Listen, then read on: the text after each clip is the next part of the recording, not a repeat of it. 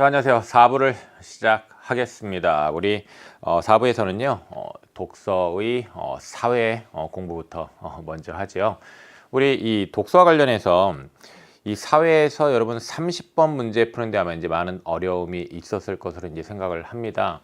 이 30번 문제 푸는 과정에서 이 답이 안 보인다라는 그런 경험을 했을 수도 있는데요. 근데 그런 경험을 했다라는 것은 사실 우리 읽기부터 점검을 해야 된다는 것을 의미합니다. 그래서 여러분이 내가 읽을 때, 즉 독해를 할 때 그런 출제 요소에 해당하는 그런 정보들을 정확하게 잘 짚어서 이해하는지를 여러분이 확인을 해야 되는데, 우리가 함께 공부하게 되는 이 지문 같은 경우에는요, 특정 관점을 제시를 해요. 그리고 이제 그와 관련하여 한계 문제점을 지적을 합니다. 그리고 그에 대한 대안적 관점을 또 제시를 하고 있어요. 그렇다면 그 한계 문제점 그 지적한 내용과 그 다음에 그에 대한 그 대안으로 제시된 내용들 여러분이 정말 정확하게 잘 이해를 했어야 됩니다. 그것이 출제 요소인 것을 알고 잘 이해했어야 된다는 얘기죠. 자, 그런 읽기부터 여러분이 잘 했는지 꼭 확인하고 그와 관련해 부족한 점을 보완하기 바랍니다. 알겠죠? 좋습니다. 그러면 우리 사회 시작할게요.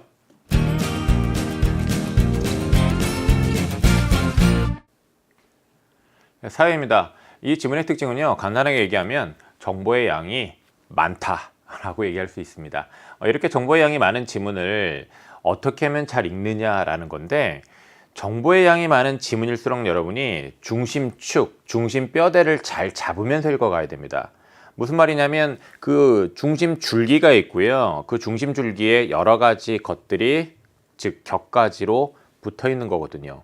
그렇다면 그 중심축을 중심으로 해서 그 붙어 있는 격가지에 해당되는 정보들을 짚으면서 읽어야지 글의 논지를 정확하게 잘 이해하는 읽기를 하게 되는 것이지, 이 중심축을 잡지 못한 상태에서 이 많은 정보들을 왔다 갔다 하다 보면요, 결국 머릿속에 들어오는 건 없고 뭔가 이해되는 내용도 잘 없고요, 결국 그에 따라 문제를 풀 때 망설이게 됩니다. 그렇다면 어떻게 해야 내가 글을 읽을 때 그런 중심축을 잘 잡고 그와 관련된 그런 부수적인 정보들을 딱딱 짚으면서 이제 읽게 되느냐? 그것은요, 여러분, 기본적으로 어떻게 읽어야 하는지에 대한 그런 방법을 배워서 익혀야 됩니다. 선생님, 이 독서 개념 강의인 7법칙에 이제 수강원기 올라오는 걸 보면 근래 이제 이런 것들이 있습니다. 선생님, 지금 공부 시작하기에 너무 늦은 거 아닌가요? 라고 이제 묻는 친구들이 있는데, 절대로 지금 그 개념, 독서 어떻게 읽고 어떻게 문제를 풀어야 하는지에 대한 공부를 시작하는 것이 늦은 것이 아니에요. 지금 이 6월 모평이 끝난 지금 이 시기부터라도 여러분은 차근차근 어떻게 읽어야 되는지 배우는 것이 중요하지요. 그에 따라 우리 수능 때까지요, 그 방법을 자신의 것으로 완전하게 만들면 되는 거예요. 알겠죠? 자, 그러면 우리 이 지문 이제 시작을 하도록 하겠는데, 일단 지문 읽기 전에 첫 번째 27번 문제에서 여러분이 키워드를 먼저 짚었어야 되는 것이 있습니다. 지문 읽기 전에 선택지를 먼저 훑어보는 거예요. 1, 2, 3, 4, 5 선택지를 보면 글로벌 금융위기 이전이라는 말과 글로벌 금융위기 이후라는 말이 반복되고 있는 것을 알 수 있습니다. 그렇다면 여러분 이 지문 읽을 때요, 그 글로벌 금융위기 이전 이후, 즉 글로벌 금융위기라는 그것을 자, 어떤 계기로 딱 중심에 잡고 그 앞뒤에 어떤 변화되는, 즉 앞뒤 내용 간의 차이점을 정확하게 잘 파악하는 읽기를 했어야 됩니다. 그래야 27번 문제를 잘 풀 수 있었습니다. 자, 이렇게 읽기 전에 핵심 키워드 잡아내야 됩니다. 그 다음에 28번 기억과 니은이죠. 그렇다면 이제 기억과 니은의 공통점 또는 차이점. 그 다음에 29번 문제입니다. 보기의 AD에 들어갈 말을 바르게 짝지은 것은이라고 됐는데, 보기 앞만 보세요. 미시 건전성 정책과 거시 건전성 정책이라고 되어 있습니다. 그렇다면 그 두 가지가 출제 요소인데, 이 두 가지가 출제 요소라는 사실은 28번에서 먼저 확인이 된 거예요. 그러면 그 두 요소가 반복적으로 출제 요소가 되고 있다. 중요하다. 확인할 수 있고요. 30번 윗글과 보기에 대한 이해인데, 현실에서의 통화정책 효과는 하고 시작하고 있습니다. 그렇다면 이 통화정책과 관련된 내용도 우리가 이제 잘 이해된다라는 것을 알 수가 있죠. 네, 31번 어휘 문제네요. 그러면 이제 우리가 지문에서 주목해야 되는 출제 요소 확인한 것이고요. 자, 그것을 고려하는 읽기를 해보도록 하겠습니다. 전통적인 통화정책은 하고 이제 시작을 하고 있어요. 정책금리를 활용하여 물가를 안정시키고 경제 안정을 도모하는 것을 목표로 한다라고 되어 있는데, 이 전통적인 통화정책과 관련해서 이 관련 내용을 사실 여러분이 지금 여기서 처음 보는 건 아닙니다. 통화정책에 관련된 이런 내용은요, 기출에도 있고요. 그리고 바로 수능 특강에도 있지요. 이 전통적인 통화정책 관련된 내용은 연계된 것이니까요. 그러면 이와 관련해서 여기 이 정책금리, 중앙은행에서 이제 정책적으로 정하는 금리입니다. 이것을 활용해 가지고요, 물가를 안정시키고 그 다음에 경제 안정을 도모한다라는 것에 대해서 여러분이 빠르게 이해했어야 돼요. 그럼 여기 보세요. 중앙은행이 이제 하는 일이 뭐냐? 하는 일 중에 하나가 경기가 이제 과열되었을 때입니다. 과열되었을 때 정책금리를 인상을 한다는 얘기인데, 이렇게 정책금리를 인상을 하고요. 그리고 시장금리가 또 이렇게 높아지도록 유도를 합니다. 그래서 중앙은행이 경기가 과열됐을 때 정책금리 인상을 하면요, 이 정책금리 인상으로 인해서요, 시장금리도 높아져요. 그리고 시장금리가 높아지게 되면 가계 및 기업에 대한 대출이 감소할 수밖에 없어요. 왜냐? 그 돈을 빌려 쓰는 비용이 커지게 되니까 아무래도 덜 빌리게 되죠. 그럼 대출 감소.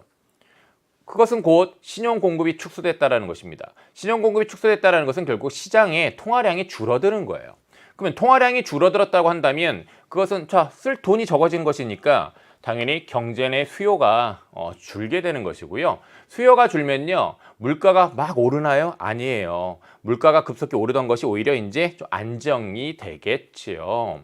그러면 지금 어떤 말들 밑줄 치면서 읽었냐면, 우리가 인과관계를 이렇게 이해할 수 있는 말들을 짚으면서 인과관계를 이해하는 지금 사고를 한 겁니다.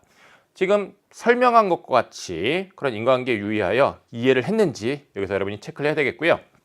이렇게 물가가 안정되는 건 경기가 진정되는 것인데, 자, 우리 지금 경기가 과열된 경우에 대해서 이해를 했습니다. 경기가 침체되었을 때는 어떻게 된다? 반대라는 거예요. 반대의 과정. 그러면 앞에 지금 요 짚은 것들과 관련해서 요거 반대라는 겁니다. 그 반대를 통해서 경기를 부양시킨다는 얘기죠. 그러면 이 1문단 안에 이렇게 대비되는 짝이 있는 겁니다. 이런 대비되는 짝에 유의하여 정확하게 정보를 이해를 했는지 확인해야 되겠고요. 이어지는 문단, 금융을 통화정책의 전달 경로로만 보는 전통적인 경제학에서는 이라고 되어 있습니다. 전통적인 경제학의 입장이 또 이제 나와 있는데, 금융과 그다음에 통화정책이라는 것을 뭔가 이렇게 좀 구별해서 이제 이해를 한다라는 것을 알 수가 있는데, 금융감독 정책이 개별 금융회사의, 여기 이 개별 금융회사라는 말을 여러분이 주목을 해야 했어요. 이걸 왜 주목을 해야 했냐면, 처음에 읽을 때는 이것을 그냥 지나갔을 수 있어요. 그런데 뒤에 보면 거시 정책이 있습니다. 그래서 여러분이 앞에서 이 미시 건전성 정책과 대비되는 짝으로, 즉 거시 건전성 정책의 그 금융 시스템 전반이라는 말과 대비되는 요소로 중요하게 여겼어야 되죠. 그래야 그 기업과 닌 둘의 차이점을 정확하게 이해한 것이 되죠. 네. 건전성 확보를 통해 금융 안정을 달성하고자 하는 미시 건전성 정책이라고 되어 있습니다. 이 미시 건전성 정책과 거시 건전성 정책의 출제 요소라는 것은 우리가 이제 확인을 했었습니다. 이렇게 대비되는 요소들은요, 그 차이점을 정확히 잘 짚어야 돼요. 그러면 결국 건전성 확보를 위한 정책입니다. 그 건전성 확보라는 것은 결국은 또 뭐랑 연결되는 거냐면 금융 안정인데, 금융 안정을 달성하는 것인데, 미시 건전성 정책은 개별 금융회사의 건전성 확보예요.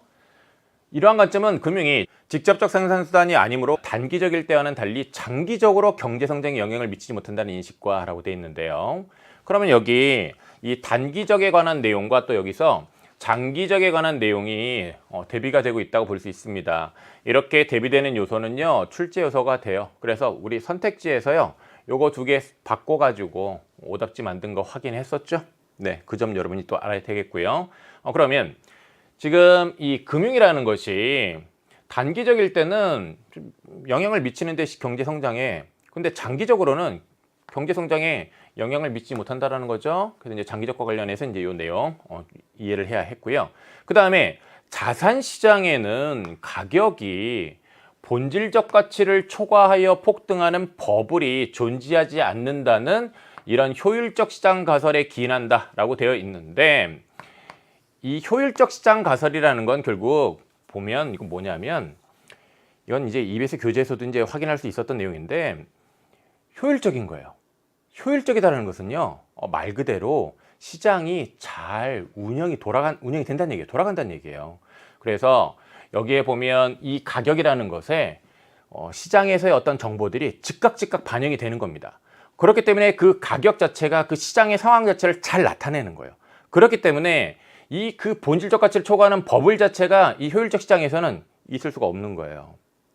알겠죠? 자, 이제 그런 내용을 이제 우리가 이해를 할 수가 있는데, 이제 그렇게 지금 설명한 대로 이해를 못했다 하더라도 이렇게 시장이 효율적이기 때문에, 즉 가격이 그 자체로 시장 상황을 잘 나타내기 때문에 굳이 여러분 장기적으로 이렇게 크게 보고서 정책을 세울 게 아니라 이렇게 미시적으로 금융회사의 금융 안정을 위한 그런 정책을 세우는 게 중요하다고 본 거죠.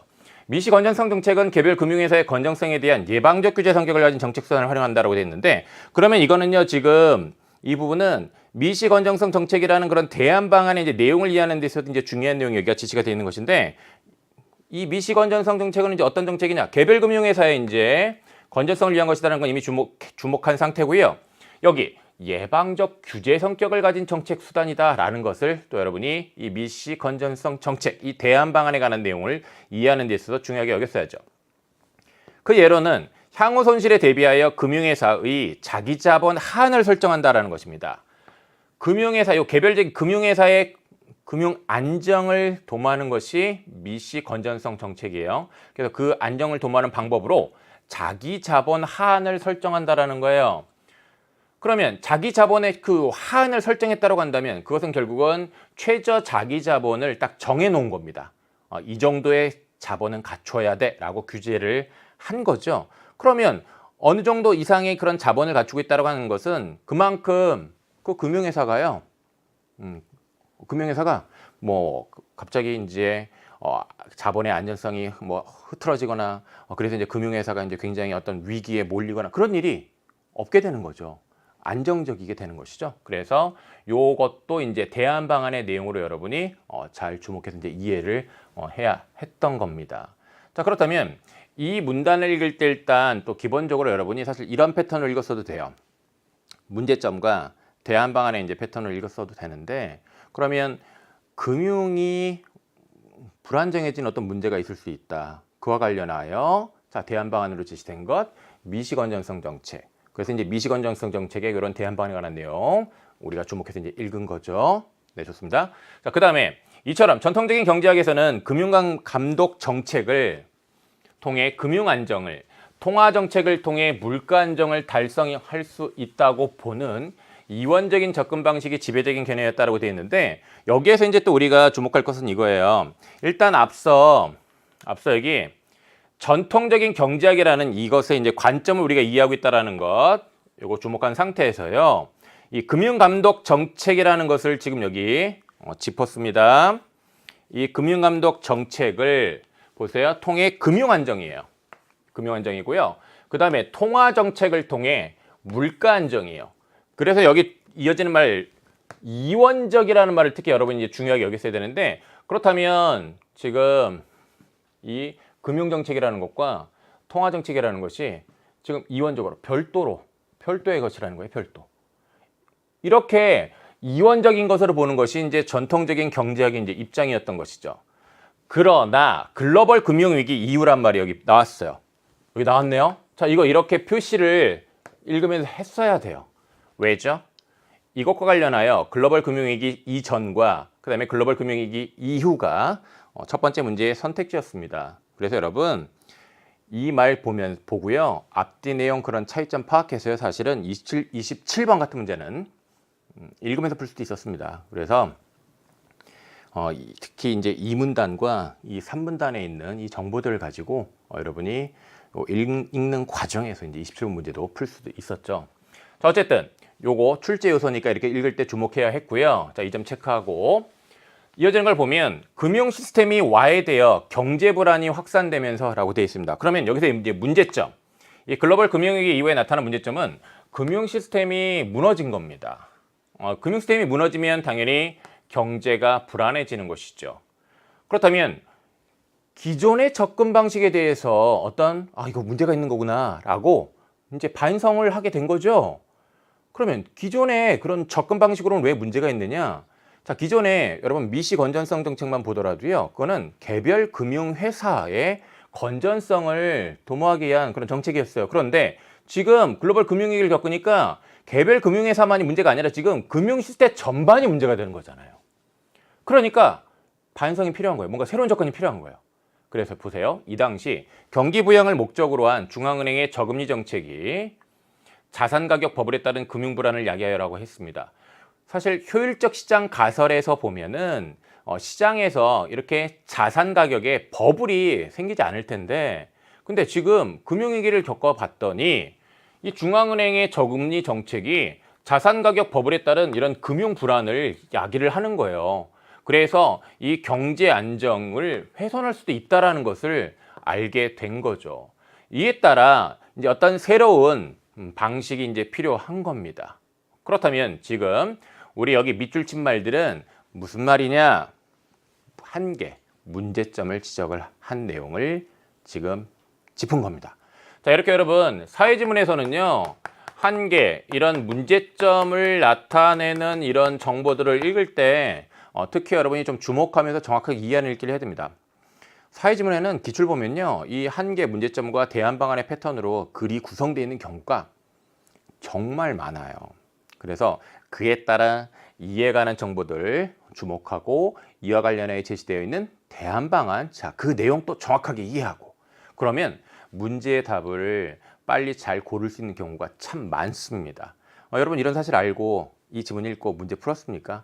혹시 몰랐다면, 그래서 문제 푸는데 어려움을 겪었다고 한다면 그렇게 읽는 방법 배우고 훈련을 해야 되겠습니다. 좋아요. 그러면 또한 금융회사가 대형화되면서 개별 금융회사의 부실이 금융 시스템의 붕괴를 야기할 수 있게 됨에 따라, 이 개별 금융회사의 부실이 단지 개별 금융회사의 문제가 아니라는 거예요. 금융 시스템의 붕괴를 야기할 수 있다는 얘기입니다. 이게 문제점이라는 거예요. 계속 우리 문제점 지적하고 있습니다. 이 지적한 내용을 짚고 있습니다. 금융회사 규모가 금융 안정의 새로운 위험 요인으로 이제 등장했다라고 얘기를 하고 있고요. 이에 기존의 정책으로는요, 기존의 정책으로는 이 문제 해결이 완전하게 안 되는 거예요. 그래서요, 물가 안정뿐만 아니라 금융 안정도 필수적인 요건임이 밝혀졌다라는 것이죠. 그럼 여기에서 이 뿐만 아니라는 말 여러분 주목했어요? 글로벌 금융위기 이전에는요, 금융정책이라는 것과 그 다음에 물가 안정을 위한 통화정책이라는 것을 이원적으로 이제 여겼었는데, 지금은 이게 함께 더불어 이제 이게 이루어져야 된다라는 거예요. 그 결과 미시 건전성 정책에 보세요. 이 미시 건전성 정책에 거시 건전성 정책이 어떻게 되는 겁니까? 자, 이것이 추가되는 거죠.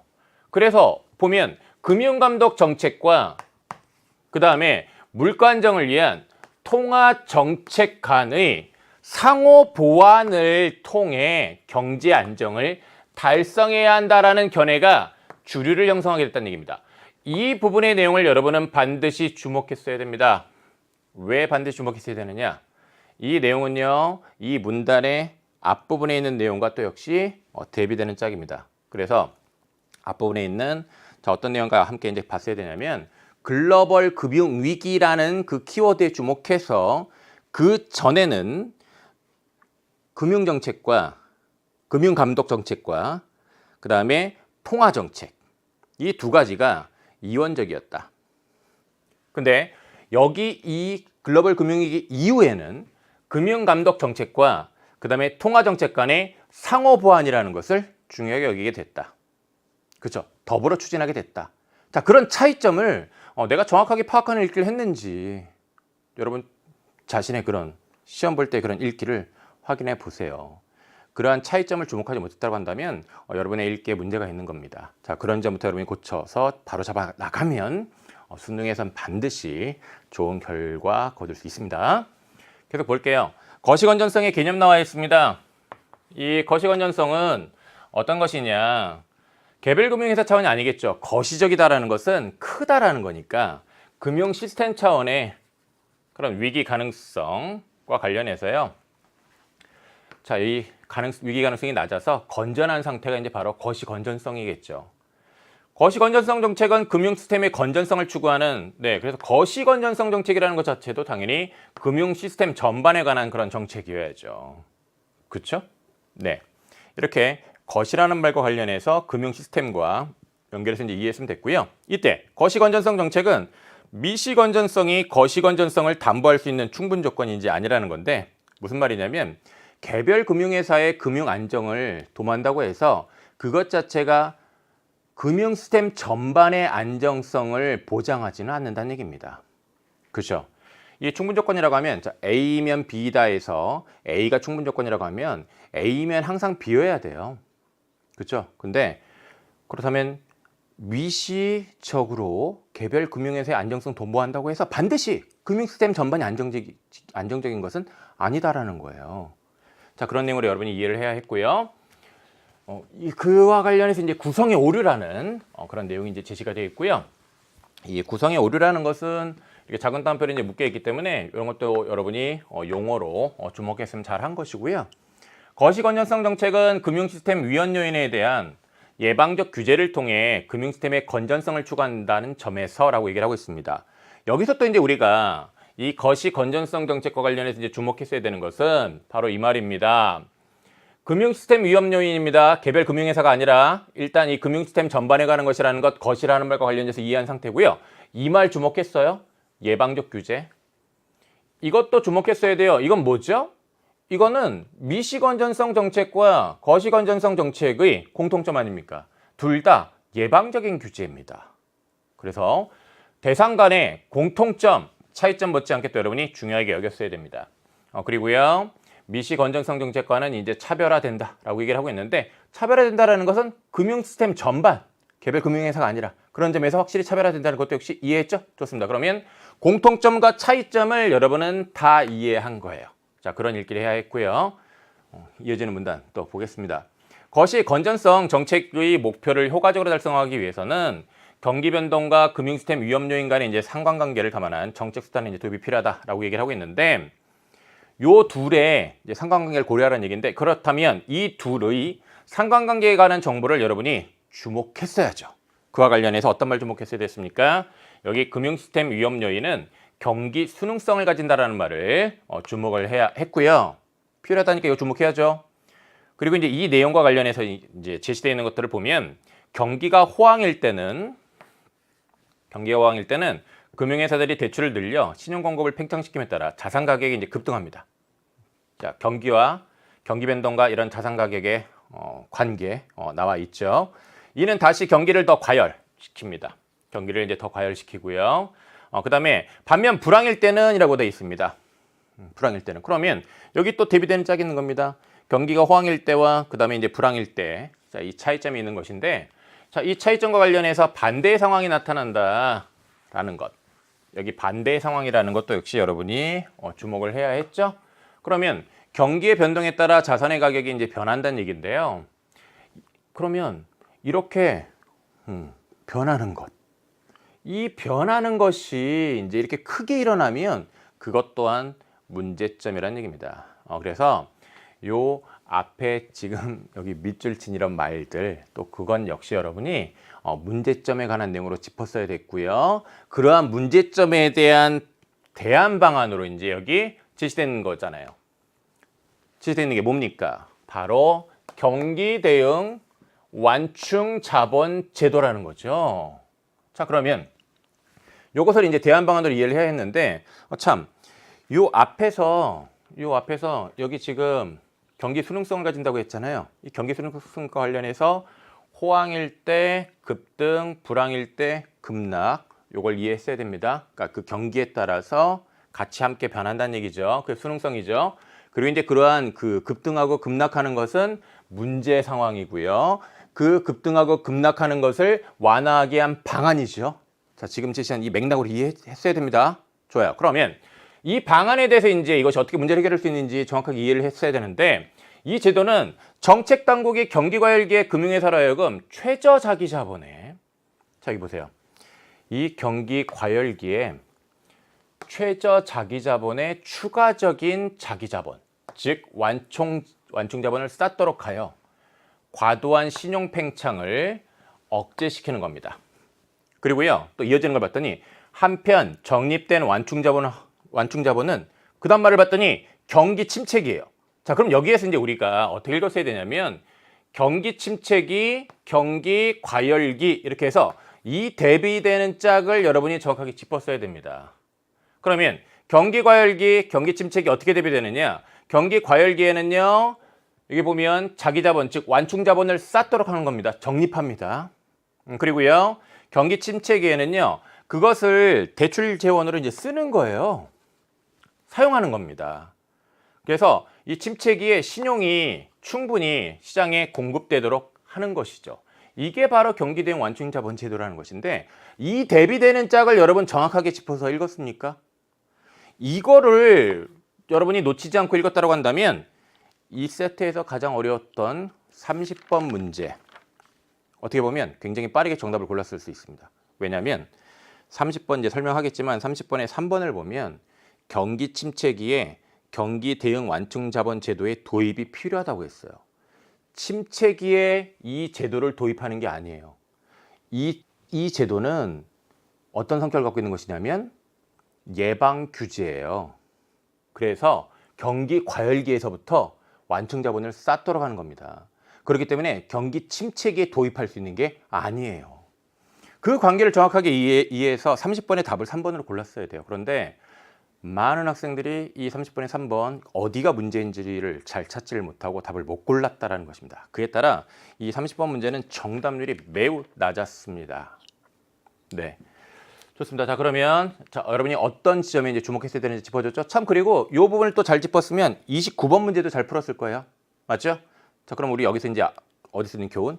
대비되는 짝을 정확하게 이해해야 된다. 이건 이제 선생님이 독서 강의에서 늘 강조했던 겁니다.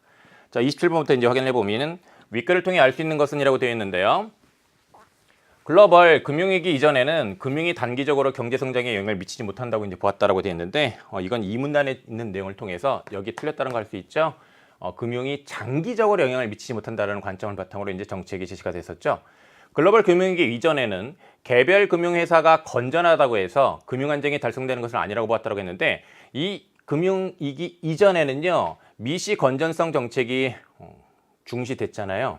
미시 건전성 정책은 예방적 규제의 성격을 가진 정책으로 이 개별 금융회사의 금융 안정을 도모하는 것이었습니다. 그렇다면 이렇게 개별 금융회사가 건전하다고 해서 금융 안정이 달성되는 것은 아니라고 봤다는 것은 결국 글로벌 금융위기 이전에 그런 관점에 부합하지 않죠. 자, 이어서 3번 보겠습니다. 자, 이 3번 선택지에 대한 판단을 이제 여러분이 잘했어야 됩니다. 이 3번 판단을 잘하기 위해서는 글로벌 금융위기 이전과 이후를 여러분이 이제 잘 구별했어야 되는데, 이 이전에는요, 전통적인 통화 정책이 이제 중시가 됐었죠. 그에 따라 그 전통적인 통화 정책을 바탕으로 해서 이제 경기를 부양을 했었습니다. 그래서 금융이라는 것도 통화 정책의 이제 전달 경로로만 이제 봤던 것이 이제 또 전통적인 경제학의 입장이었습니다. 그런데 글로벌 금융위기 이후에는요, 그 관점의 변화가 생겼어요. 자, 어떤 변화가 생겼습니까? 3문단에 이제 끝에 보면은 바로 통화 정책, 그 다음에 이 통화 정책과 함께 금융감독 정책이라는 것을 함께 그런 상호 보완을 통해서 이제 경제 안정을 달성해야 한다는 그런 관점으로 이제 바뀌었어요. 그렇죠. 그러한 차이점을 이제 여러분이 이해를 했다고 한다면, 여기 이 더불어 실시한다라는 것은 결국 이전이 아니라 이건 이후랑 관련이 있다는 것을 우리가 생각할 수 있었죠. 그런 측면에서 이제 여러분이 이 3번 선택지 알 수 있는 것으로 적절하지 않다 판단해야 했고요. 그 다음에 4번을 보면 글로벌 금융위기 이후에는 정책금리 인하가 경제 안정을 훼손하는 요인이 될 수 있다고 이제 보았다라고 되어 있는데요. 자, 이와 관련해서는 이제 우리가 지문에서 이 근거를 어렵지 않게 이제 여러분이 찾을 수 있습니다. 3문단에 보면요, 이 글로벌 금융위기 이후의 그런 내용과 관련하여 중앙은행이 저금리 정책을 이제 실시하게 되면 자산가격 버블에 따른 금융 불안을 야기하고요. 그에 따라 경제 안정이 훼손될 수 있다는 내용이 제시되어 있죠. 그 3문단의 내용을 근거로 해서 이 4번 선택지를 여러분이 적절하다고 판단했어야 됩니다. 그죠? 그리고 이제 5번을 보면요, 글로벌 금융위기 이후에는 경기 변동이 자산 가격 변동을 유발하나라고 되어 있는데, 이 경기 변동이 자산 가격 변동 유발한다라는 그런 관점은요, 어디에 있냐면 오문단에 있죠. 여러분 이제 오문단에 그 경기 수능성에 관한 설명이 이제 나와 있는 부분을 보면요. 경기가 호황일 때 이 대출이 늘어납니다. 신용 공급이 팽창되죠. 그에 따라 이제 자산 가격이 급등한다고 되어 있습니다. 그렇다면 경기에 따라서 이 경기 변동에 따라서 자산 가격 변동 유발되는 거죠. 그리고 또 이어지는 걸 보면요. 이 자산 가격이 급등한 것이 다시 경기를 더 과열시킨다고 되어 있습니다. 그렇다면 자산 가격의 변동이 또 경기 변동을 유발하지 않는다? 아니죠. 이 경기 변동에 영향을 미치죠. 그리고 이어지는 걸 또 보면 불황일 때는 그 반대 상황이 일어난다고 했으니까 불황일 때도 역시 마찬가지로 이런 자산 가격의 변동이 경기 변동에 영향을 미친다라고 볼 수 있습니다. 그렇다면 이렇게 유발하지 않는다라고 보는 것은 글로벌 금융위기 이후에 그런 관점과 관련해서 이 글의 내용과 부합하지 않죠? 네, 적절하지 않습니다. 28번으로 가도록 하겠습니다. 기업과 내년에 대한 설명을 이제 적절하지 않은 것 이렇게 됐는데 1번을 보면 기업에서는 이라고 얘기를 하고 있습니다. 자, 그렇다면 이제 미시 건전성 정책과 관련인데요. 이 미시 건전성 정책에서는 물가 안정을 위한 정책 수단과는 별개의 정책 수단을 통해 금융 안정을 달성하고자 한다라고 되어 있는데, 그럼 여기서 얘기하는 이 별개의 정책 수단이라는 것은 바로 뭐겠습니까? 금융 감독 정책이겠죠. 그렇다면 이 금융 감독 정책이라는 것이 이 물가 안정을 위한 것과 이제 별개의 그런 수단이었느냐? 자, 그 지점에 대한 이제 여러분이 판단을 하면 되겠는데, 3문단 시작할 때 보면 금융감독 정책을 통해 금융 안정을, 그리고 통화 정책을 통해 물가 안정을 달성할 수 있다고 보는 그런 이원적인 접근 방식이 지배적이었다는 얘기가 나와 있습니다. 그런 그 지배적인 그 관점과 미시 건전성 정책을 중시하는 관점이 서로 맞닿아 있죠. 그런 측면에서 이제 여기 요 1번 적절하다라고 볼 수 있겠고요. 2번을 보면 니은에서는 신용 공급의 경기 수능성을 완화시키는 정책 수단이 이제 필요하다라고 얘기를 하고 있는데, 경기 수능성이라는 것을 우리가 오문단에서 어떤 문제점으로 짚었습니다. 이 경기 수능성의 내용은 결국 무엇이었냐면 이 경기가 호황일 때 자산 가격이 이렇게 급등할 수 있다. 그리고 그 급등은 또 경기를 더 과열시킨다라는 거였습니다. 불황일 때는 그 반대였고요. 그리고 이제 그에 대한 대안 방안으로 이제 제시된 것이 바로 뭐냐면 경기 대응 완충 자본 제도인데, 그것이 바로 뭡니까? 니은이었잖아요. 것이 건전성 정책이었잖아요. 그렇다면 그러한 내용에 대한 이해를 했다고 한다면 이 2번 선택지에 대해서 적절하다고 판단 잘 했겠죠. 네. 그다음에 이제 3번 보겠습니다. 기업은 니은과 달리 예방적 규제 성격의 정책 수단을 사용하여 금융 안정을 달성하고자 한다라고 되어 있는데, 이거요. 이 선택지가 사실은 아주 어려운 선택지는 아닌데요. 근데 이 선택지의 특징은 뭐냐면 꼼꼼하게 읽어야 답을 잘 고를 수 있었습니다. 여러분 정확하게 세부적으로 정보를 이해를 해야 됩니다. 자, 특히 이렇게 두 대상 간의 공통점이나 차이점에 관한 정보는 놓치면 안 되죠. 우리 기업과 니은의 공통점으로 바로 무엇을 지문에서 짚었었냐면 둘 다 이런 예방적 규제의 성격을 갖고 있다는 것을 확인했었습니다. 그에 대한 읽기를 여러분이 주목해서 잘 읽었다고 한다면 여기에 니은과 달리라는 말이 적절하지 않다는 판단을 금방 잘 할 수 있었습니다. 기억님 모두 예방적 규제 성격의 정책 수단이죠. 그 다음에 이제 4번 보겠습니다. 니은은 기업과 달리 금융 시스템 위험 요인을 감독하는 정책 수단을 사용한다라고 되어 있는데, 네, 기업과 니은의 차이점을 우리가 주목했던 건 뭐예요? 기업은 개별 금융회사, 니은은 금융 시스템이었어요. 그렇다면 그 차이점과 관련하여 니은은 기업과 달리 금융 시스템 위험 요인을 감독하는 정책 수단, 이렇게 말하는 건 적절하죠. 그리고 이제 금융 시스템 위험 요인이라는 것과 관련된 내용도 우리가 니은에 관한 내용으로 또 주목했었고요. 기업과 니은은 모두 금융 안정을 달성하기 위해 금융회사의 자기 자본을 이용한 정책 수단을 사용한다라고 되어 있는데, 미시 건전성 정책의 예로 들어있는 최저 자기 자본 규제라는 것도 금융회사의 자기 자본에 한을 두는 거였습니다. 그 다음에 니은의 예로 든 이 바로 경기 대응 완충 자본 제도라는 것도 어떤 방법이었냐면 경기과열기에 금융회사로 하여금 최저 자기 자본에 완충 자본을 쌓도록 하는 것이었습니다. 그렇다면 기업, 니은 모두 금융회사의 자기 자본을 이용한 그런 정책 수단이라는 것이죠. 그래서 이제 이러한 내용도 사실 지문 독해를 할 때 여러분이 둘의 공통점으로 또 잘 주목했다고 한다면 5번 선택지에 대한 판단을 더 잘 할 수 있었죠. 네, 이렇게 공통점, 차이점 잘 파악해서 답을 빨리 잘 골라야 하겠습니다. 29번입니다. 윗글을 바탕으로 할 때 보기의 AD에 들어갈 말을 바르게 이제 짝지은 것은 이라고 되어 있는데, 미시 건전성 정책, 거시 건전성 정책 간에는 정책 수단 운용에서 입장 차이가 이제 존재한다는 얘기를 합니다. 경기가 A일 때 비건전성 정책에서는 완충 자본을이라고 하고 있습니다.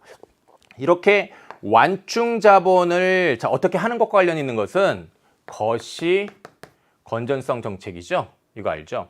그 다음에 여기 최소 수준 이상의 자기 자본을 유지하도록 하는 것은 이거 최저 자기 자본 규제잖아요. 그렇다면 최저 자기 자본 규제는 미시 건전성 정책이라는 건 여러분 알죠? 자, 그렇다면 여기 이제 A와 C에 들어갈 말을 이제 여러분이 판단하면 되는데, A에 들어갈 말은 경기가 호황일 때와 그 다음에 경기가 불황일 때, 이 두 가지로 이제 우리가 생각을 할 수 있을 거예요. 경기가 호황일 때가 있을 수 있고 불황일 때 있을 수 있는데, 이 경기가 호황일 때 거시 건전성 정책에서는요, 완충 자본을 어떻게 하죠? 호황일 때는 쌓도록 하죠. 적립하도록 하잖아요. 그러니까 이 호황일 때는 적립하도록 하는 것이고, 그 다음에 불황일 때는 어떻게 합니까? 거시 건전성 정책, 즉 이 바로 경기 대응 완충 자본 제도에서는 불황일 때는 그 쌓은 것을 바로 이제 사용해서 대출을 하도록 하죠. 즉 신용 공급이 그래서 잘 이루어지도록 하는 거죠. 그렇다면 여기 불황인 것과 관련해서는 사용한다란 말이 들어가야죠. 그러면 선택지를 봅시다. 여기 1번을 보면, 자, 여기 불황일 때입니다. 그리고 이제 B에 들어갈 말은 것이었어요. 그 다음에 이제 D에 들어갈 말은 미시였고요. 이 불황일 때는 어떻게 한다고 했었죠? 불황일 때는 사용한다고 했었습니다. 그렇다면 여기 사용이 들어가는 게 맞잖아요. 그러니까 답 1번으로 여러분이 골랐어야 되죠. 2번 선택지를 보면 여기 호황일 때고요. 자, 것이, 그 다음에 여기 미시. 자, 이것들은 뭐 이렇게 들어갈 수 있는 말인데, 이렇게 호황일 때는 어떻게 합니까? 적립하는 거예요. 사용이 아니라. 그렇죠? 그래서 이제 2번이 답이 안 되죠. 그리고 여기 3, 4, 5번은 또 여러분이 판단 잘 쉽게 했을 겁니다. 자, 그럼 이제 넘어가겠습니다. 이제 30번입니다.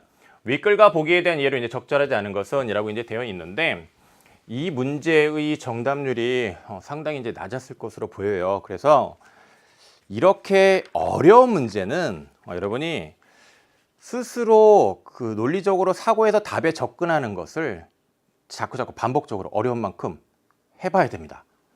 자, 그 점 유념해서 어떻게 답에 접근했어야 되는지를 알고 스스로 사고하는 훈련 하세요.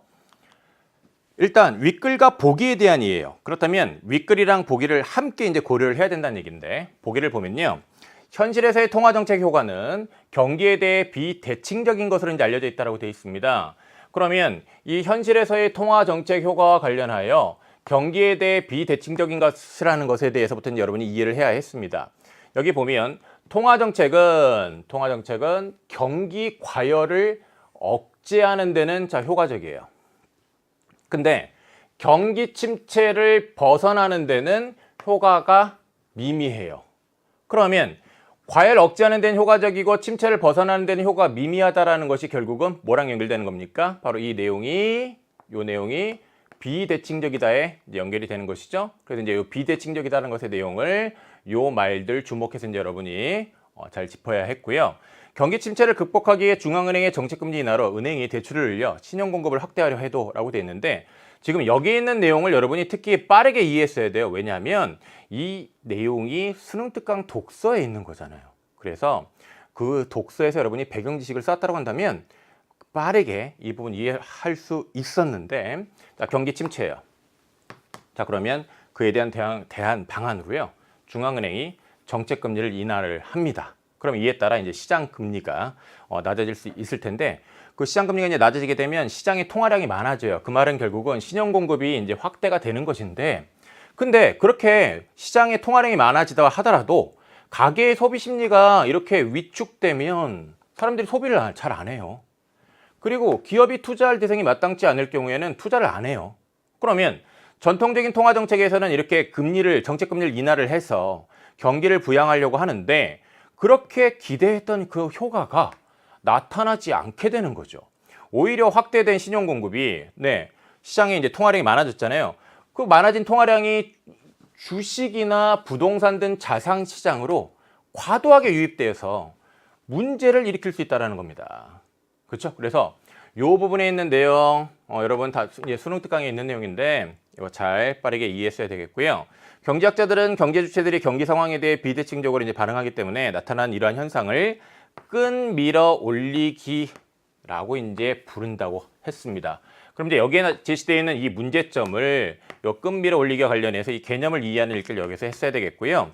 이는 끈을 당겨서 아래로 내리는 것.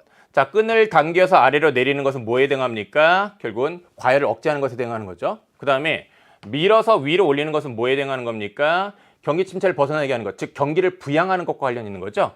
경기를 부양하는 데는 효과가 미미해요. 그러니까 경기를 부양하는 것으로 이거 대응하니까 어렵다. 이렇게 연결되죠? 그래서 이 끈 밀어 올리기까지 여러분이 개념을 잘 이해하는 읽기를 해야 했고요. 자, 이런 상태에서 이제 선택지에 대한 판단을 잘 했어야 되는데 1번을 보면 끈 밀어 올리기를 통해 경기 침체기에 자산 가격 버블이 발생하는 경우를 설명할 수 있겠군이라고 됐는데 보기에서요. 이 끈 밀어 올리기와 관련해서 경기 침체기에 중앙은행의 저금리 정책, 즉 금리 인하로 인해서 이 시장의 신용 공급이 이제 확대가 되고요. 그렇게 확대된 신용 공급, 즉 시장에 늘어난 그런 통화량이 여러분 어떤 문제가 있을 수 있다고 했습니까? 주식이나 부동산 등 그런 자산 시장으로 이제 과도하게 유입되면 문제를 일으킨다고 했습니다. 그러면 과도하게 그렇게 부동산으로 통화가 유입되면 자산 가격 버블이 발생할 수 있겠죠. 그래서 1번 적절하고요. 그다음에 2번을 보면 현실에서 경기가 침체되었을 경우 정책 금리 인하에 따른 경기 부양 효과는 경제 주체의 심리. 자, 이 경제 주체의 심리에 관한 내용 우리가 보기에서 이제 확인할 수 있습니다. 보기에서 이제 확인을 하면 우리 소비자들 같은 경우에는 이 소비 심리가 위축될 수 있고요. 그렇죠? 가계의 소비 심리 위축. 그리고요, 기업도 이제 경제 주체인데 기업의 입장에서는 투자 대상이 이제 마땅치 않을 경우에는 투자를 하지 않게 된다는 얘기죠. 자, 그러한 이 경제 주체의 심리에 따라 달라질 수 있다라는 것. 위 글과 보기 함께 이제 고려해서 당연히 이해할 수 있겠고요. 3번, 끈 밀어 올리기가 있을 경우 경기 침체기에 금융 안정을 달성하려면 경기 대응 완충 자본 제도의 도입이 필요하겠군이라고 되어 있는데 이 말은요. 자, 보세요. 문제가 있습니다. 경기 침체, 경기 부양해야 됩니다. 이때 경기 대응 완충 자본 제도, 이 대안 방안을 실시한대요. 그렇다면 문제가 있으니까 이런 대안을 실시해야지라고만 생각하면 이게 맞는 것처럼 보이는 거예요, 여러분. 그래서 이 3번에 대한 판단을 잘 못했기 때문에 이 문제를 많이 틀린 건데, 자, 여기에서 여러분이 문제 푸는 습관 관련해서 반드시 짚어야 되는 건 뭐냐면 경기 대응 완충 자본 제도라는 우리가 대안 방안에 관한 내용을 지문에서 짚었다라고 한다면 이 내용 정확하게 이해했어야 됩니다. 이 내용을 이해를 하면요, 이건 어떻게 하는 거냐면 경기 침체기가 아니라 경기 과열기에 일단 완충 자본을 적립하는 겁니다. 그리고 경기 침체기에 그 적립된 완충 자본을 대출 재원으로 사용하는 것이죠. 그렇다면 경기 침체기에 도입되는 게 아니에요. 그렇죠? 그렇기 때문에 여기 이 경기 침체기라는 것과 경기 대응 완충 자본 제도의 이 도입이라는 것이 서로 연결되지 않는다라는 것을 여러분이 생각했어야 됩니다. 그리고 이제 이런 생각을 잘 하기 위해서는요, 이렇게 경기 대응 완충 자본 제도 대안 방안에 관해서 그 내용을 정확히 이해해야 하는 선택지 있다고 한다면 이것에 관한 내용 지문에서 다시 한번 확인하고 그 내용과 정확하게 이 선택지가 대응하는지 짚었어야죠. 이 제도는 경기 과열기에 자본을, 완충 자본을 적립하는 것부터 이루어져야 됩니다. 알겠죠? 좋습니다. 자, 그러면 4번입니다. 통화정책 효과가 경기에 대해 비대칭적이라면 경기 침체기에는 정책금리 조정 이외의 방안을 도입할 필요가 있겠군이라고 하고 있는데요. 일단 우리 보기에서 문제 삼고 있는 것부터 정확히 이제 이해를 하면 통화정책 효과가 경기에 대해 비대칭적이라는 것 보기에서 문제 삼고 있습니다. 그리고 이제 이와 관련해서 이제 구체적으로 지시되어 있는 내용은 뭐냐면 이 확대된 신용 공급이 자산 시장에 이제 유입되면 문제가 생길 수 있다라는 겁니다. 그와 관련해서 이제 우리가 산문단에서 이제 확인할 수 있는 내용이 있는데 그건 바로 뭐냐면 산문단에 보면요. 이 저금리 정책으로 인해서 자산 가격 버블 문제가 생길 수 있다고 했습니다. 자, 이렇게 자산의 가격이 이렇게 급격하게 이제 많이 올라가게 되면 또 어떤 문제가 생길 수 있다고 얘기하고 있냐면 금융 불안을 야기한다고 했습니다. 그러면 그 금융 불안을 예방하기 위한 정책도 필요한 거죠. 즉 거시 건전성 정책 같은 거요. 그렇다면 4번은 적절한 거죠. 이어서 5번을 보겠습니다. 통화 정책 효과가 경기에 대해 비대칭적이라면 이라고 얘기를 하고 있습니다. 정책 금리 인상은 신용 공급을 축소시킴으로써 경기를 진정시킬 수 있겠군이라고 하고 있는데, 여기서 얘기하는 이 비대칭적이라는 것은 보기에 따르면 뭐냐면요, 경기 과열을 억제하는 데는 효과적이라는 겁니다. 그럼 경기 과열을 잘 억제할 수 있다는 얘기죠. 그러면 통화 정책을 통해서 경기 과열을 억제하기 위해서는 어떻게 해야 되는 것이죠? 지문에 따르면 정책 금리를 인상하는 것이었어요. 그러면 정책 금리 인상하면 어떻게 되죠? 신용 공급이 축소가 되죠. 그에 따라 물가 안정되면서 경기를 진정시킬 수 있다고 했습니다. 그렇다면 이 5번 선택지는 보기랑 윗글 관련 지어서 이해한 내용으로 적절한 것이죠. 네. 자, 우리 30번까지 함께 했고요. 이어서 31번 보겠습니다. 문맥상 의미가 A와 가장 가까운 것은 이라고 얘기를 하고 있는데요. 나는 그 사람에게 이제 친감이 든다, 뭐 증거를 들고 있다 이렇게 되어 있는데, 본문에서 A를 확인을 하면 정책 수단으로는 경기 대응 완충 자본 제도를 들 수 있다라는 거예요. 이거는 들 수 있다라는 것은 어떤 일종의 제시하는 겁니다. 가져다 대는 거거든요. 그럼 그와 유사한 의미로 이제 사용된 것을 보면 친근감이 든다 아니죠. 그는 목격자의 진술을 증거로 가져다 댄 거죠. 제시한 거죠. 그렇다면 이 2번이 바로 유사한 것이네요. 그분은 이미 대가의 경지에 들었다라고 한다면 역시 어떤 가져다 대다의 그런 의미 아닙니다. 이거는 이제 시기랑 관련 있는 것이죠. 하반기에 들자.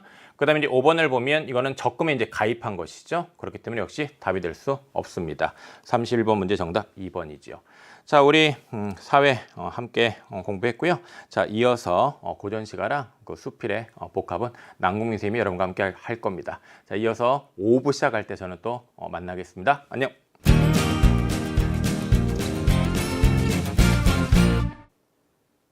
자, 갈래복합은 고전 시가와 고전 수필이 엮였는데요. 고전 시가는 288쪽 수능 특강 문학에서 연계 출제된 그런 작품입니다. 안서우의 유언 12곡이 출제되는데요. 아마 대부분의 텍스트가 수능 특강 288쪽과 겹쳐 있었기 때문에 훨씬 더 거기까지 공부한 학생이라면 그렇죠?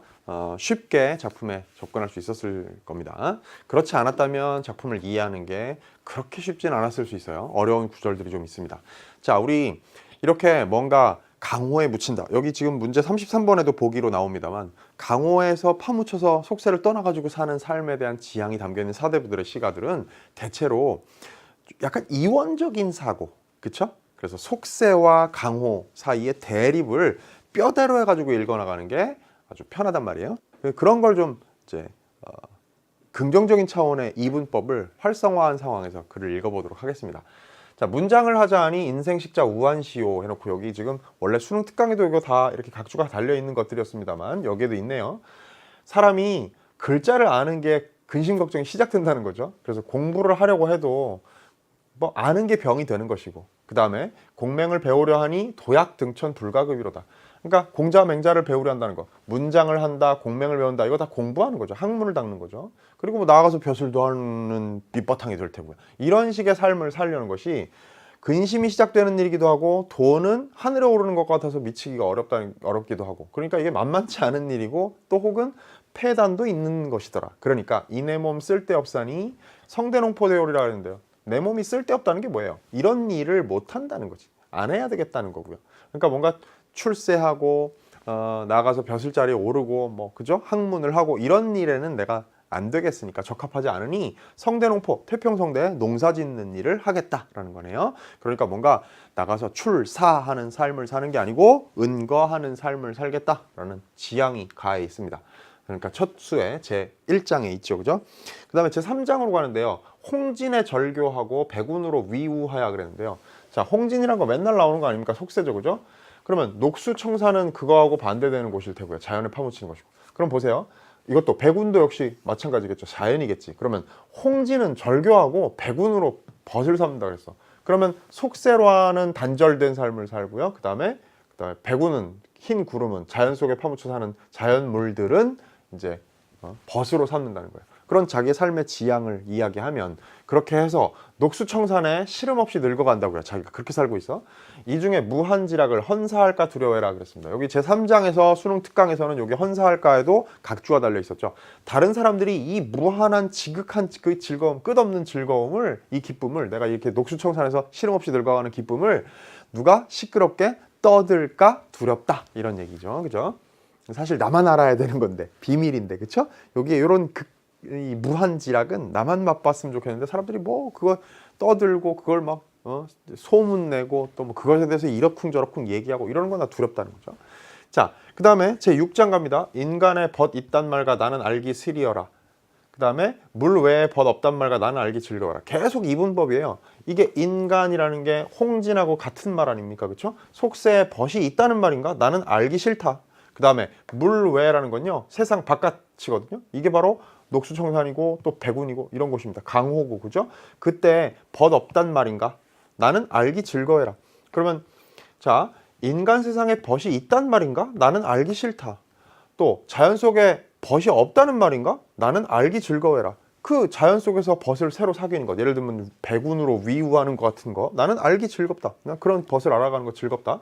싫거나 즐겁거나 내 분인가노라. 그럼 안분지족의 태도를 보이는 거 아니겠습니까? 자, 그 다음 제 8장 갑니다. 이게 이제 문제에도 나옵니다만 꽤 까다로운 독해를 요구하는데요. 생각해 보세요. 자, 유정코 무시말산 아마도 풍진붕우라 그랬고요. 그러면 속세에서의 친구는, 그러니까 아까 이분법에 의하면 얘네들은 안 좋은 애들이죠. 그죠? 부정적인 대상들이고. 그 다음에 무심코 유정할산 아마도 강호 구로라 그랬는데요. 이 강호는 자연이고요. 거기에 구로는 이제 갈매기와 해오락이니까. 그러면 얘네들은 좋은 애들, 친해야 될 애들, 위우할 애들이고요. 자, 그렇다면 보세요. 똑같은 말을 앞뒤 순서만 바꿔놓았는데 유정코 무심한 것은 나쁜 애들을 수식하는 말이고요. 서술하는 말이고요. 그 다음에 무심코 유정하다는 것은 강호의 구로인 좋은 아이들을 수식하는 말로, 또 서술하는 말로 쓰였어요. 그렇게 되면 자, 유정하다는 말과 무심하다는 말이 각각 의미가 조금 섬세하게 다를 수 있겠죠. 그냥 조합만 다르다고 해가지고 순서만 바꿨다고 해가지고 어떤 말은 좋은 말이 되고 어떤 말은 나쁜 말이 되지는 않을 테니까 아마 이 안에 담겨있는 그것이 환기하는 단어의 의미도 약간 차이가 있을 겁니다. 생각해 볼까요? 좋은 것부터. 강호의 구로는 보통 여러분 왜 강호의 백구가 무심하다 막 그런 표현 많이 나왔잖아요. 그죠? 그럴 때 그 무심하다는 건 항상 욕심이 없는 것이다 라는 말로 우리가 많이 읽었습니다. 이게 그런 거겠죠. 그죠? 그럼 욕심 없는 존재고 이 구로는, 그리고 유정하다는 건 뭐 다정하다 이런 의미로 읽을 수 있을 거예요. 그런데 그걸 앞뒤만 바꿔놓은 요 말, 위의 말, 그 풍진의 붕우에 해당되는 그런 그 속성에 해당되는 말은 유정하고 무심한 거거든요. 그럼 그럴 때 이 무심은요, 예를 들면 이 무심, 욕심 없다는 것으로 그냥 서술할 경우에는 나쁜 아이들을 서술하기에 적절하지가 않잖아요. 그럼 이럴 때 이 무심하다는 건 넌 왜 이렇게 나한테 무관심하니? 나한테 무심하니? 이렇게 나에 대한 뭐 배려심이 없니? 뭐 이런 식으로요. 그렇게 해석되는, 우리가 보통 무심하다는 일상적으로 쓰는 말로 이해하는 게 가능할 거란 얘기지. 그런 짐작을 가능하게 합니다.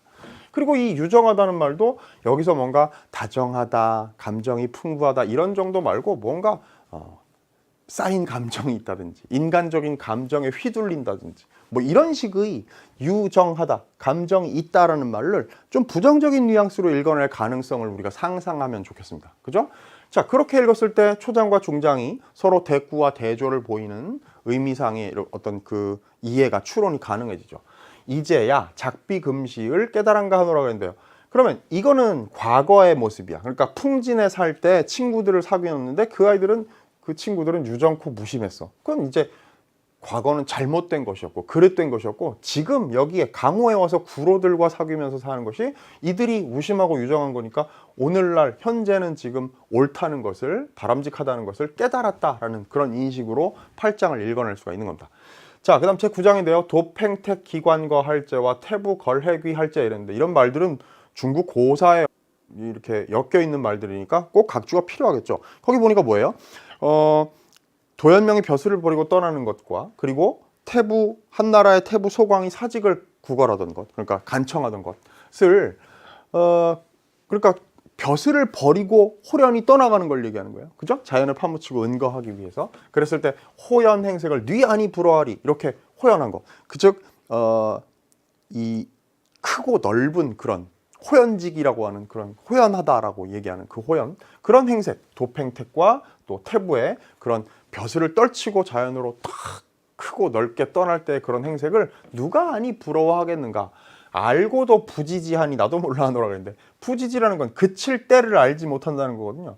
이게 좋은 거, 멋진 태도라는 거, 바람직한 삶의 태도라는 건 알지만 만약에 지금 벼슬을 하고 있다면 그것을 이들처럼 그만둬야 할 때를 알지 못해. 그만두고 나오질 못하니 나도 몰라 하노라. 이렇게 뭔가 갈등하는 양상 같은 게 거기에 드러나 있네요. 자, 제 11장 갑니다.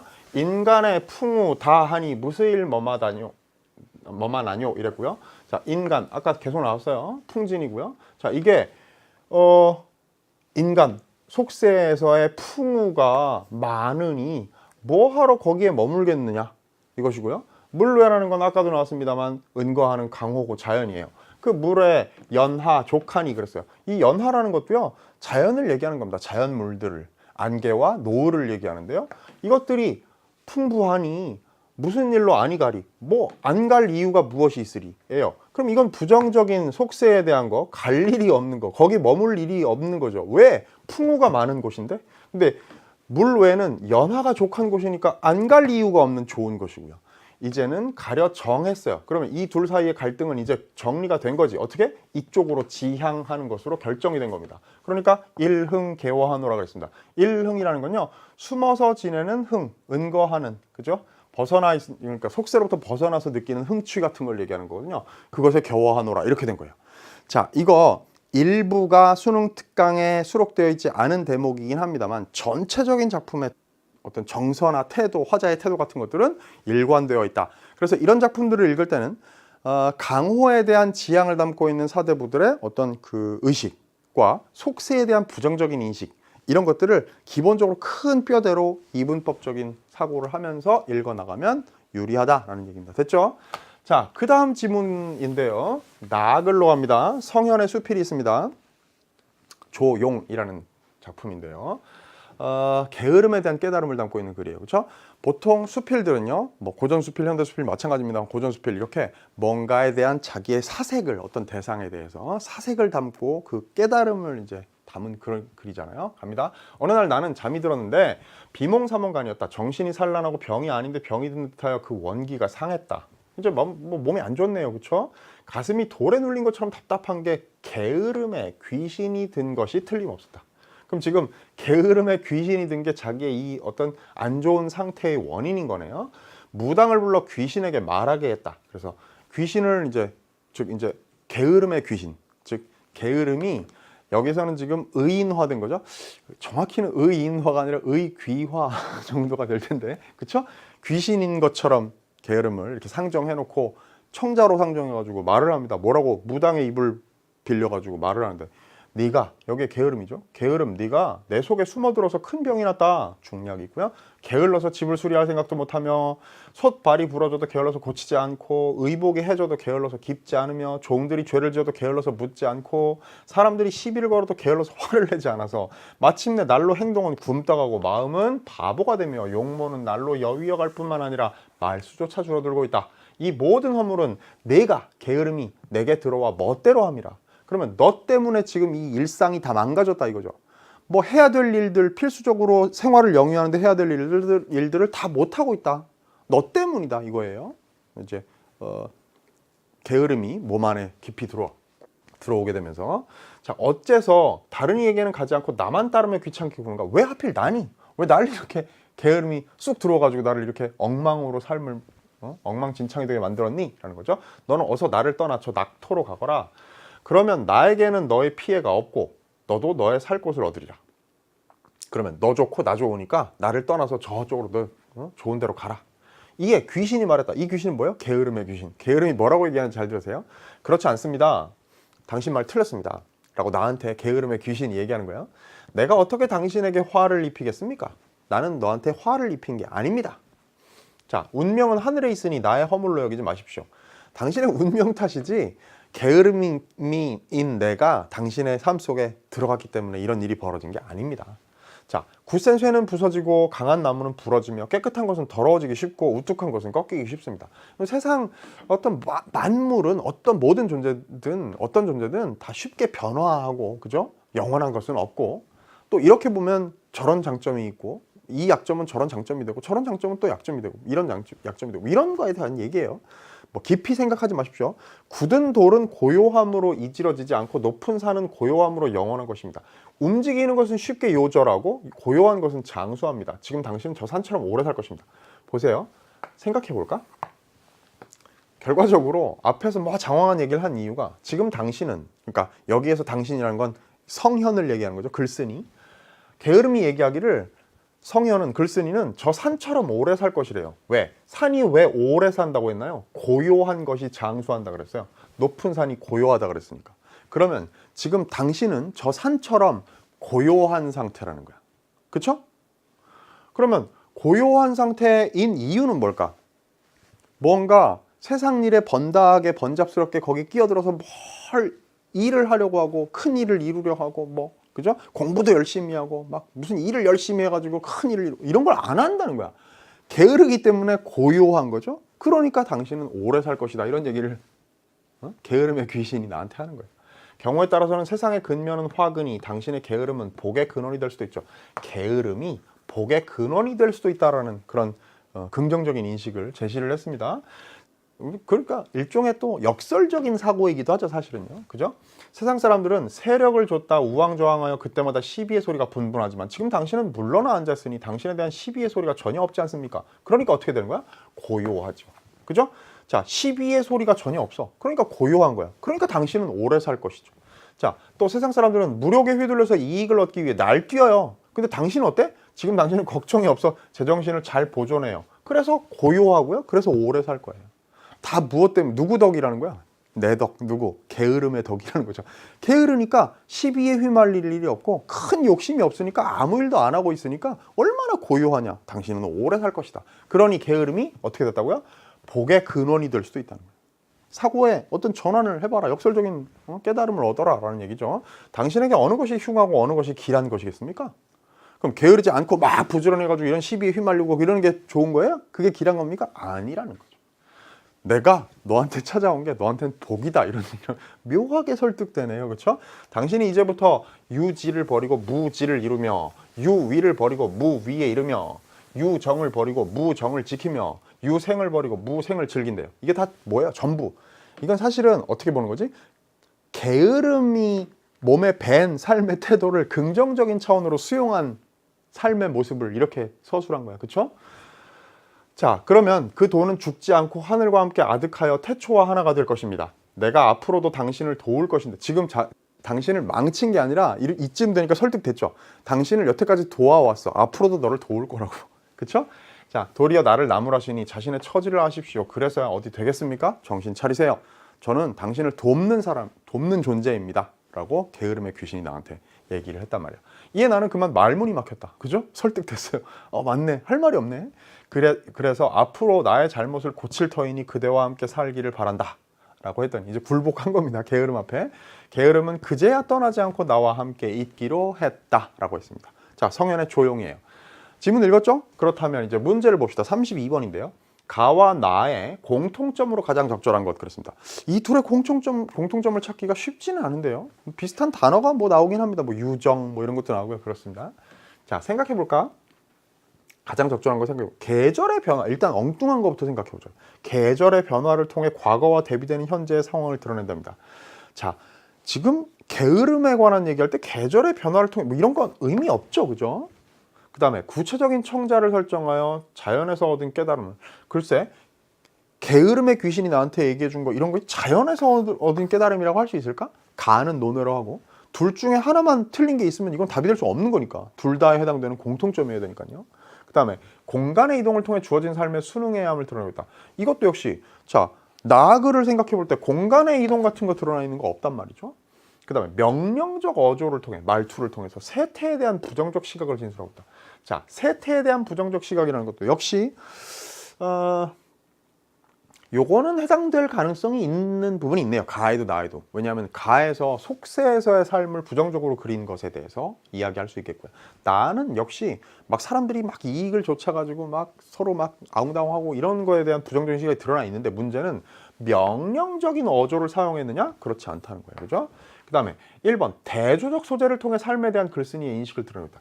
삶에 대한 글쓴이의 인식이라는 게 지금 가에도 드러나 있고 나에도 드러나 있고 대부분의 문학 작품에도 대부분 다 드러나 있는데, 특히 대조적 소재를 활용했는가라는 것에서 이게 가와 나의 공통점으로 꼽을 수가 있겠다라는 거예요. 왜냐하면 생각해보면 가에서는 계속 이분법이었지. 속세와 강호 사이에. 그쵸? 그래서 그걸 통해서 삶에 대한 이 강호에 대한 지향을 올바른 바람직한 삶에 대한 지향을 드러냈고, 나의 경우에도 게으름과 그렇지 않은 것. 거기 뭐 또 뒤에 막 서술하는데 보면 유지와 무지, 뭐 유의와 무의 이런 것들 다 대조적 소재라고 볼 수 있는 것이겠죠. 자, 따라서 1번을 답으로 고르는 거 과히 어렵지 않고요. 사실은 이 세트 안에 다른 문제들과도 사실은 뭐 어느 정도는 간섭이 다소 있는 그런 정답지라고 말할 수가 있어요. 33번 갑니다. 보기를 참고하여 가를 이해한 내용으로 적절하지 않은 것은 그랬거든요. 보세요. 유언12곡은 강호에서의 삶을 추구하는 노래인 건 확실해. 근데 화자는 강호에 머문 뒤에도 강호와 속세 사이에서 갈등을 반복한다고요. 이는 강호에서의 만족한 삶이라는 이상에 도달하는 것이 쉽지 않음을 보여주는 것이다. 그러니까 강호에 살기는 살지만 거기에서 만족하기가 조금 어려운 면이 있어. 약간의 불만족이 있어. 그러니까 속세에 대한 지향이 완전히 사라지진 않는 거죠. 그죠? 그뿐 아니라 화자가 갈등을 반복하면서도 항상 강호를 선택합니다. 그러니까 갈등은 하지만 궁극적으로는 강호를 선택을 해. 속세를 지향하는 건 아니고, 그 모습은 결국 자신의 결정이 가치 있는 것임을 드러내기 위한 것으로 이해할 수 있다라고 했어요. 됐죠? 이 얘기는 어려운 거 없고, 그냥 갈등이 좀 있는데 궁극적으로는 결국에는 계속해서 자기의 선택을 강조하기 위해서, 그것이 지닌 가치를 드러내기 위해서 계속 강호를 자기가 현재 거하고 있는, 자기의 선택이 옳았다는 것을 이제 스스로도 믿고 사람들에게도 얘기하고자 강호의 우월성을 자꾸 이야기하는 거죠. 자, 그렇다면 봅니다. 이제 해당되는 구절을 찾아가지고 장들을 찾아가지고 얘기해야 될 것 같은데, 제 1장의 초장에는, 그럼 1장의 초장이 뭐냐면 문장을 하자니 인생식자 우한시오 이랬어요. 그건 화자가 강호를 선택하게 되는 동기가 드러나죠. 왜? 결국엔 성대 농포하기로 하니까, 공부하고 나가서 출사하고 이런 거 안 하기로 하니까요. 1번 맞아요. 2번 3장의 중장 그랬는데요. 3장의 중장은요, 녹수청산에 시름 없이 늙어가니라고 했습니다. 그러면 강호를 선택한 삶의 모습이 긍정적으로 드러났죠. 왜? 시름 없이 녹수청산에서 자연 속에서 잘 늙어가고 자연스럽게 늙어가고 있는 모습을 그린 거니까 2번 맞습니다. 3번 자, 제6장의 종장이라 그랬는데, 제6장의 종장은 슬거나 즐겁거나 내 분인가 하노라 라는 종장에는 화자 자신이 분수에 맞는 선택을 했음이 드러난다. 안분지족의 삶의 태도인 거잖아요. 그 다음에 제9장의 중장 그랬는데요. 9장의 중장은 어디 있습니까? 호연 행색을 뉘 아니 불어하리. 그 크고 넓은 그런 호연한 태도들, 도연명이나 또 태부 누구였나요? 태부 소광 같은 사람들이 벼슬을 막 버리고 호련히 떠나던 그런 모습이, 그 행색을 누가 아니 부러워하리. 부럽다 이거죠. 그게 옳은 삶이라는 걸 안다 이거예요. 그런데 그것은 속세에 미련을 갖게 하는 가치를 언급함으로써 화자의 갈등이 드러난다? 아니요. 그 속세를 버리는 삶의 멋짐에 대한 얘기니까 4번 틀렸다는 거예요. 그렇죠? 갈등이 드러나 있는 거 아니라는 거죠. 오히려 그 아래쪽에 있는 그 바로 다음 줄인 종장에서 알고도 부지지하니 나도 몰라 하노라, 요런 데가 요거에 해당되는, 그래서 이게 만약에 중장이 아니라 종장으로 하면 이거는 맞는 진술이 될 가능성이 있어요. 그렇죠? 자, 그 다음 5번 갑니다. 제9장의 종장에는 좀 전에 읽었던 그거요. 자, 알고도 부지지하니 나도 몰라 하노라 에는 갈등하는 화자의 모습이 됐죠? 아까 얘기했던 그대로네.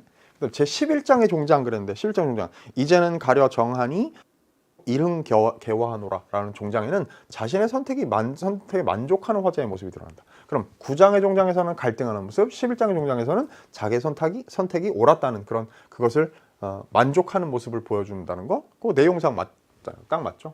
4번만 틀렸더라 라는 것을 알 수 있습니다. 됐죠? 자, 그 다음에 보세요.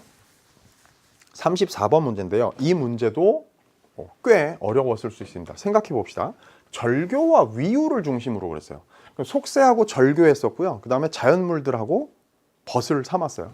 그런 것들을 중심으로 해서 역시 계속해서 작품 자체가 그러니까 계속 속세와 강호를 대비하는 그런 문제들로 갈 수밖에 없는 거 아니겠어요? 문제도. 그랬을 때 그런 가를 감상한 내용으로 적절하지 않은 걸 고르랍니다. 1번 화자가 절교하고자 하는 대상은 인간의 벗. 이 인간이라는 게 휴먼 비잉이 아니라 속세를 얘기하는 거였잖아. 지문 안에서. 그죠? 그러니까 이거 맞네요. 그죠? 절교하는 거. 절교하고자 하는 거. 그 다음에 화자는 붕우를 절교하고자 하는 대상으로 인식하는 거죠. 이때 붕우가 뭐였어요? 속세의 벗들이었죠. 그죠? 어디에 나오는 거야? 그 제8장의 초장에 나오는. 그죠? 그 다음에 화자는 백운과의 위우를 통해 무한지락을 느끼고 있는 것이지. 그쵸? 그거 그 제3장에서 나와 있는 것이고요. 3장의 초장에 있는 얘기와 종장에 있는 얘기를 결합하면 이게 맞는 얘기가 됩니다.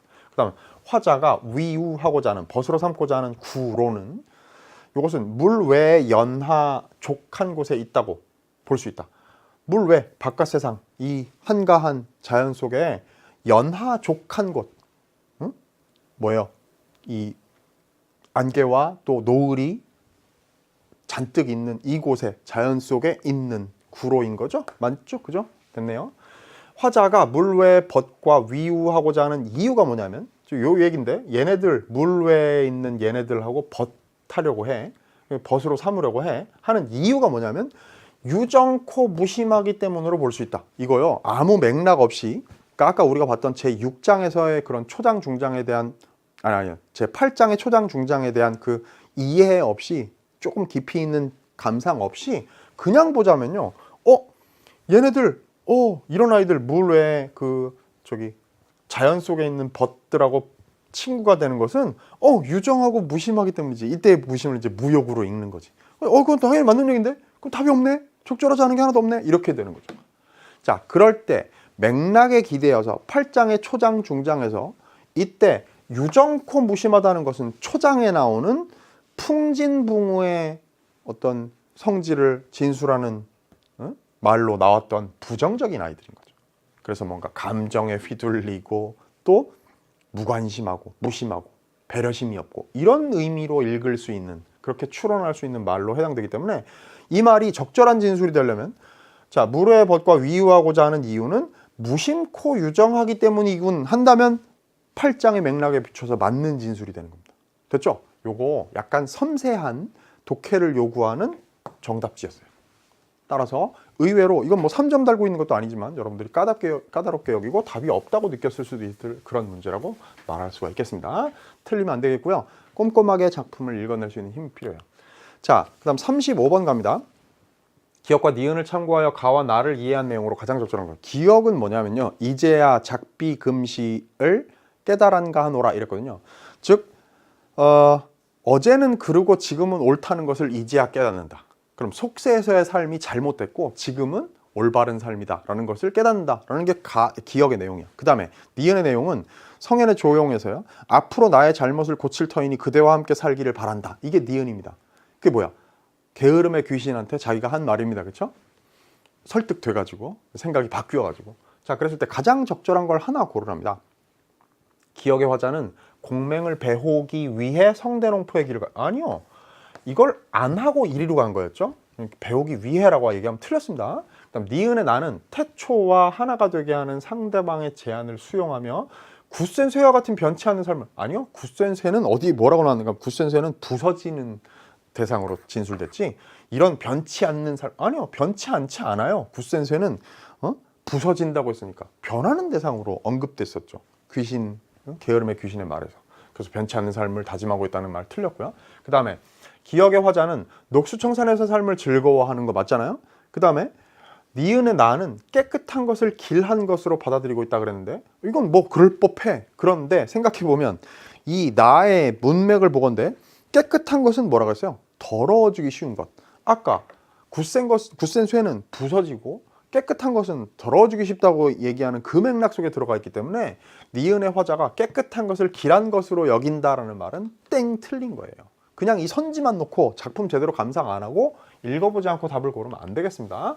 자, 기억의 화자는 현재의 삶이 옳음을 착비금시라 그랬으니까 맞죠? 그 다음에 깨달은가로 밝히고 그 그걸 깨달은 거죠. 작비금시를. 그다음 니은의 나는 반성의 태도를 고칠 터이니로 드러내고 있다. 이게 답이네. 그렇죠?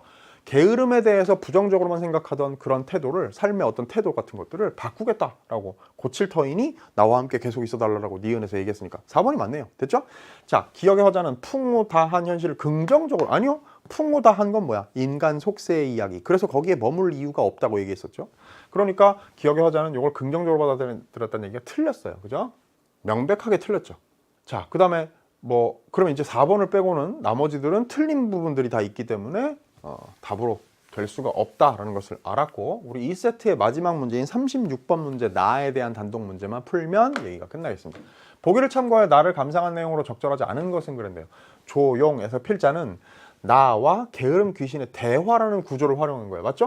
자, 대화의 구조를 활용했습니다. 그다음 게으름에 대한 사색의 결과를 담아내고 있죠. 그렇죠? 필자는 게으름의 양면성을 드러내요. 그래서 게으름의 부정적 측면은 경계하죠. 그러면서 한편 게으름의 긍정적 측면을 통해서 뭐 하는가 하면 세태에 대한 비판적 시각을 보여준다고 했습니다. 요 얘기에 대한 언급을 제가 아까 32번 문제의 2번 선지를 얘기할 때 잠깐 언급했었죠. 그죠? 요런 게 있으니까. 자, 그런데 그랬을 때 적절하지 않은 걸 골라보래요. 자, 선지 봅니다. 1번, 나아가 무당을 내세워 귀신에게 말을 건네는 것에서 자신의 게으른 생활에 대해 살펴보려는 필자의 모습.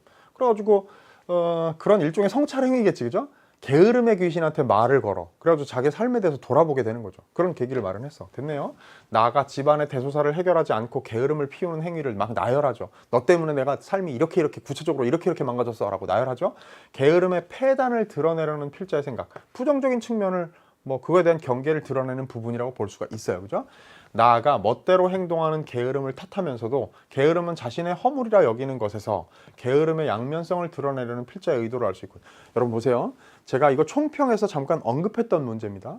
요 3번 선지를 두고 제가 뭐라고 했는가 하면, 선지가 진술이 꼬여 있다고요. 그래서 이건 무슨 말인지를 잘 봐야 돼요. 이게 무슨 말인지 이해를 해야 맞는지 틀린지 판단이 가능한데, 문학에서는요 난도를 높이는 방법으로 이런 걸 사용한단 말이에요. 그렇죠? 자, 생각해 보세요. 요 얘기 잘 봅니다. 나가 멋대로 행동하는 게으름, 게으름이 멋대로 행동한다고 했던 얘기 맞으니까 그 게으름을 탓하죠. 너 때문이다 라고 탓하죠. 그러면서도 게으름은 자신의 허물이라 여기는 것. 그러면 보세요. 게으름을 탓하는 건 게으름을 원망하는 태도고, 그런데 게으름이 자기 허물이라고 여기는 것. 그러면 이거는 외부의 나쁜 요인이라는 진술이고, 이거는 자기가 지닌 허물이라는 진술이고, 게으름이. 그러니까 그게 게으름의 양면성을 드러내고 있다라는, 얼핏 보면 맞는 말인 것 같다는 거예요. 근데 계속 거듭되고 있는 게 뭐냐면, 작품 안에서의 문맥에 비추어서 그 의미와 어떤 기능을 파악해야 되는 거지. 예를 들면 여기 허물이라는 말이 어디 있는가 보세요. 허물은요, 나에서 그 귀신에게 무당의 입을 빌려 하는 말 가운데 그 밑에서부터 넷째 줄인가요? 이 모든 허물은 내가 내게 들어와 멋대로 함이라. 이 삶이 망가진 이것들은, 이 모든 잘못들은 너의 책임이다. 네가 나한테 들어와가지고 생긴 나쁜 일이다 라는 얘기의 허물이에요. 게으름이 자신의 허물이라고 얘기한 적 없어요. 따라서 이건 지문의 내용에 부합하지 않기 때문에 답이 되는 겁니다. 됐죠? 이런 문제에 덤벙대다 보면, 시간에 쫓기다 보면 도대체 무슨 진술을 하는 건지, 이 말이 뭔지가 꼬여 있는 것 같아서 도대체 무슨 말인지 이해가 안 돼서 정오 판단을 못하게 됩니다. 주의합시다. 자, 4번인데요. 나가 게으름 덕분에 무력에서 벗어날 수 있다는 귀신의 말에서 게으름의 긍정적 측면을 보여주는 필자의 의도. 그렇죠? 귀신이 게으름 때문에 그게 복의 근원이 될 수 있는 이유를 막 얘기하는데, 무력에 휩싸이지 않기 때문에 너 얼마나 고요하고 그래서 장수할 수 있느냐라는 얘기를 하잖아요. 그러니까 그게 보기에서 설명한 긍정적인 측면을 제시하는 그런 내용에 해당되겠죠. 아까 우리 지문 읽을 때도 그랬습니다만, 5번 선지, 나가 게으름 덕분에 세상 사람들과 달리 걱정 없이 살 수 있다는 귀신의 말, 그런 말을 하잖아요. 그죠? 그러니까 내가 너한테 너를 삶을 망치는 게 아니라 너한테 도움을 주고 있다는 얘기를 막 하고 있잖아요. 이익을 얻기 위해 다투는 사람들에 대한 필자의 비판적 시각, 세태에 대한 부정적인 관점, 그게 이 게으름 귀신이 오히려 당신은 저런 잘못된 세태에 따라가지 않게 게으름 때문에 얼마나 평온한 삶을 사느냐라는 얘기를 하는 것으로 구현되어 있다라는 얘기니까 맞는 진술이 되겠습니다. 이해됐나요? 자, 이렇게 해서 사실 요거는요 조용도 부분적으로는 전체 주제에 기대어서 어떤 내용인지를 잘 파악하기가 완전히 쉽지는 않았을 거고요. 그리고 또 수능 연계 대상도 아니었으니까, 수능 특강에 있던 작품도 아니었으니까 조금 까다로웠을 수 있습니다. 그리고 가작품 역시 수능 특강에 수록되어 있긴 했습니다만 여러분들이 섬세한 독서, 예를 들면 8장의 초중장 같은 부분들을 읽어낼 때 유정코 무심하다, 무심코 유정하다 라는 부분을 어떻게 맥락 속에서 이해해야 될 것인가, 이런 섬세한 독해를 좀 요구하는 그런 세트였기 때문에 난도가 조금 높게 까다롭게 여겨졌을 수 있다라는 생각이 듭니다. 자, 이렇게 복합 세트 헤쳐나가고 작품을 잘 읽어나가고, 그리고 또 특히 연계 교재에서 연계 출제되어 있을 때 그 덕을 최대한 볼 수 있는 여러분들이 9월 시험에서는, 그리고 11월 시험에서는 그런 여러분이 되어 있기를 바랍니다. 이번 시간 앞에 사회 지문이 어려웠기 때문에 좀 시간이 길어졌는데요. 자, 다음 시간 마무리하고 우리가 공부를, 이 해설 강의를 끝내도록 하죠. 긴 시간 고생 많았습니다. 다음 부에서 만나죠. 안녕.